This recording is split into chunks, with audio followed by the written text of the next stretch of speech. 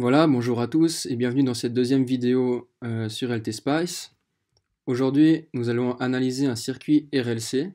Pour ce faire, nous allons utiliser deux simulations. La première, on utilisera la fonction .AC pour visualiser l'impédance entre deux fréquences. Ensuite, nous utiliserons la fonction .tran pour visualiser le signal à une fréquence donnée, donc une fréquence de 10 Hz. Donc le circuit RLC, vous l'avez déjà vu en cours. Donc là, vous avez juste sélectionné ce slide sur lequel nous pourrons revenir même plus tard. Alors, dans notre étude, nous utiliserons une inductance de 1 millihenry et une capacité de 10 microfarads et une résistance, je ne l'ai pas noté ici, mais de 1 kΩ. Avec les valeurs de L et C, on peut calculer oméga 0 qui vaut environ 1600 Hz. Donc oméga 0, je vous le rappelle, c'est la valeur de l'impulsion pour laquelle le circuit se comporte de manière purement résistive, donc se comporte comme une résistance. Ensuite, au-delà de ce oméga 0, on observe un comportement de type inductif, et en dessous de ce oméga 0, un comportement de type capacitif. Donc nous allons passer maintenant au circuit. Donc l'autre fois, nous avons déjà vu comment construire un circuit, donc je vais passer cette étape. Ici, vous retrouvez les éléments que j'ai décrits, que je viens de décrire, donc le R, le L et le C. Et maintenant, nous allons configurer notre source de tension. Alors, cette source de tension, on va aller dans Small Signal Parameters et dans AC amplitude, on va lui donner une valeur de 1 volt. Maintenant, nous allons définir notre directive, donc Spice Directive, Command Analysis. Nous allons utiliser AC Analysis, donc cet onglet, où la commande est .ac. Nous allons faire ici donc un balayage entre deux fréquences, donc utiliser prendre plusieurs points de mesure entre deux bornes, donc la borne inférieure sera de 1 Hz et la borne supérieure de 100 kHz. Et on peut prendre 100 points de mesure par décade.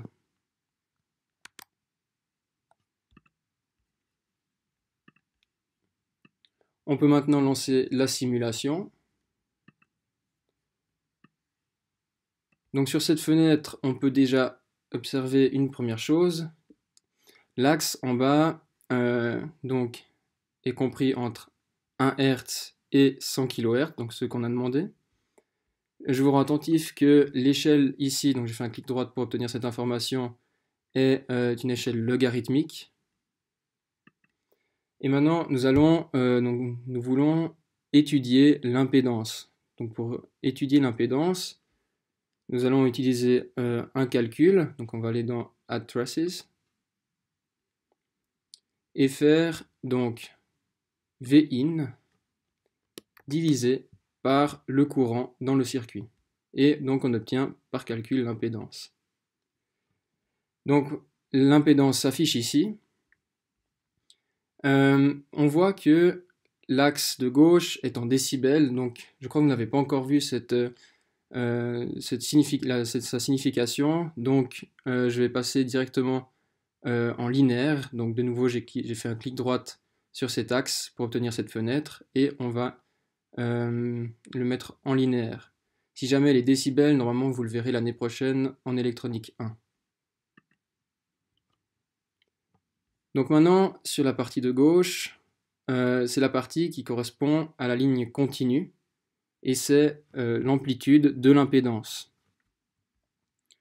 La partie trétillée correspond à la phase de l'impédance.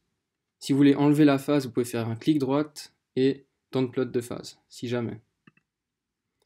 Mais nous, comme on veut étudier cette phase, on va la laisser. Donc pour l'étudier plus précisément, on va faire donc un clic droit pour afficher cette fenêtre. On sélectionne là la phase, comme ça notre curseur suit la phase. Et on va regarder quand est-ce que cette phase vaut à peu près 0. Donc voilà, elle vaut 0, environ ce qu'on a calculé, à environ 1600 Hz. Donc maintenant, nous allons utiliser d'autres représentations. Donc je vais faire un clic droit sur l'axe de gauche et on va afficher cette impédance dans un référentiel cartésien, donc avec une représentation cartésienne. Cette représentation, vous avez la ligne continue qui se réfère à la partie de gauche, vous avez la partie réelle de l'impédance et la partie de droite, donc entrée avec les traits tillés ici, qui est la partie imaginaire de l'impédance. Et si vous vous souvenez, donc on a bien une résistance qui est constante, vu qu'elle vaut R, 1 kΩ, et cette partie, on se souvient, c'est à peu près environ voilà, le même aspect que celle qu'on voulait obtenir théoriquement. Une autre représentation possible maintenant est une représentation donc avec Nyquist, où vous avez sur l'axe des X donc la partie réelle de l'impédance et sur l'axe des Y la partie imaginaire. Donc c'est en fait votre représentation en complexe. Donc ici on a bien la partie réelle qui est constante et ensuite la partie imaginaire qui varie. Donc pour une meilleure lisibilité, on peut aussi étudier donc l'admittance. Et pour ce faire, donc nous allons modifier cette donnée. Donc on fait un clic gauche sur l'expression et on va faire 1 divisé par l'impédance. Donc on obtient ici quelque chose de circulaire, vous l'avez vu en théorie, l'inverse d'une droite dans le plan complexe vous donne un cercle. Donc ça correspond aussi à la théorie. Et de nouveau, si vous voulez étudier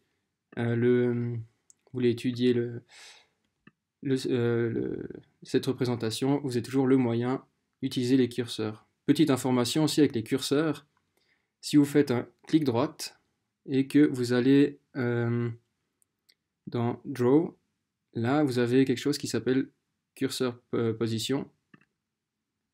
Et donc ensuite, ça vous indique cette information et ensuite si vous bougez votre curseur, eh bien vous avez toujours cette information qui reste affichée. Alors voilà, j'ai juste fermé cette fenêtre. Je vais relancer une fois et je vais réafficher l'impédance. Voilà qui est fait. Je mets juste un format linéaire. Très bien. Donc maintenant, nous allons analyser ce qui se passe à la fréquence de 10 Hz. Alors, je sélectionne le curseur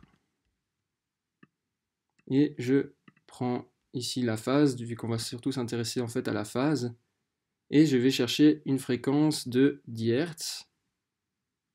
Et on voit qu'il y a 10 Hz ici. La phase est négative, donc elle est d'environ moins 58 degrés, ce qui signifie qu'à 10 Hz, le comportement de l'impédance est un comportement de type capacitif. Après, si vous vous souvenez, donc, si par exemple, je reviens à environ 1600 kHz, là on arrive à la phase où elle se comporte de manière résistive, et au-delà, où elle se comporte de manière inductive. Donc on voit ici une phase positive. Donc, à environ 10 Hz, elle se comporte de manière capacitive. Dans cette deuxième analyse, nous allons modifier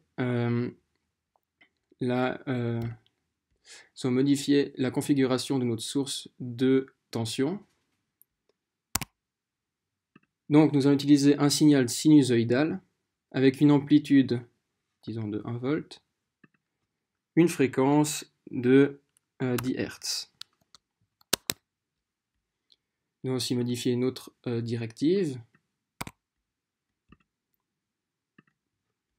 Et nous allons utiliser cet onglet transient, donc avec la fonction .tran. Nous allons prendre un stop time à 1 demi-seconde.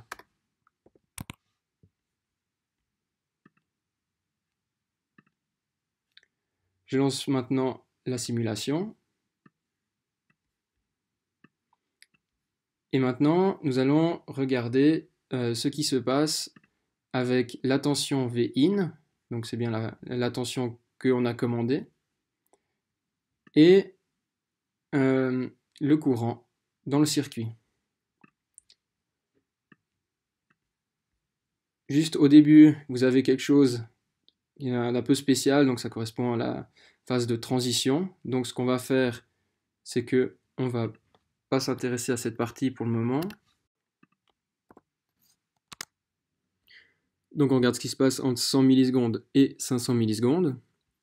Et on remarque que le courant en bleu est en avance sur la tension ici en vert. Donc pourquoi cela? Parce que le courant est déphasé par rapport à la tension. Si on prend la formule U égale ZI, alors on a que I égale U sur Z, donc on est en phaseur, attention. Ça signifie que l'argument de I est égal à l'argument de U moins l'argument de Z. Or, comme dans notre cas, l'argument de Z est négatif, cela signifie que l'argument de I est égal à l'argument de U plus quelque chose.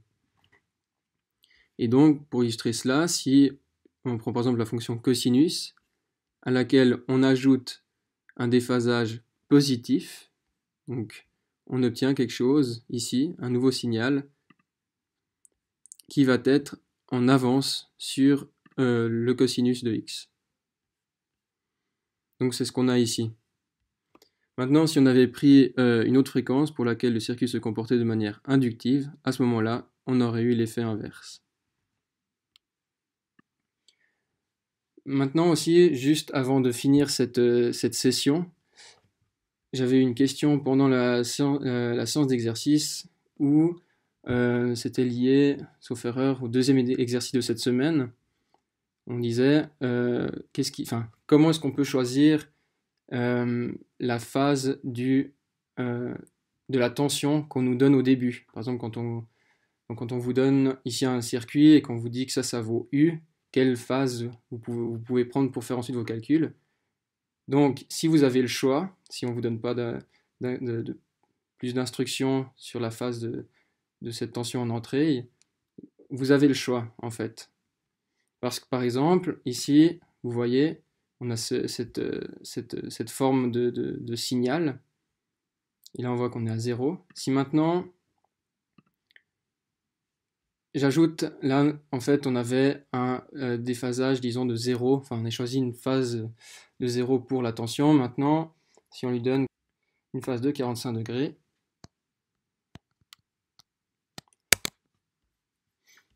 et que je relance la simulation, et qu'on regarde à partir de 100 millisecondes, eh bien, vous voyez que le signal vert a été décalé, mais le signal bleu a suivi en fait. Il est toujours à la même position relative par rapport au signal vert.